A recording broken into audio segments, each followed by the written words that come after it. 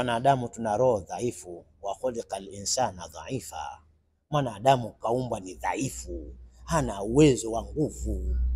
Kuna mwingine aweza asifunge, lakini hapo katikati kwa kuwa kama una mwenzie pia ile roho ikataharaki ikaona sasa kumbe na uwezo wa kula, akaanza kubadilisha hata nia kutaka kutoka kwenye ibada kwa sababu ya ushawishi wa mtu.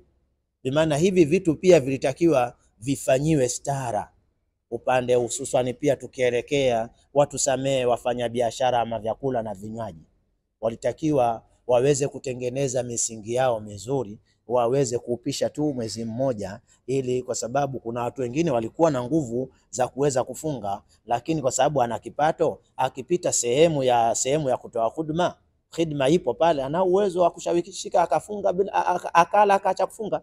Bimaana hii dhima, kama wewe uliyepika chakula umefunga, bimaana umemfanya mtu ale ambaye alikuwa na nguvu ya kufunga, bimaana hii dhima na wewe unashirikiana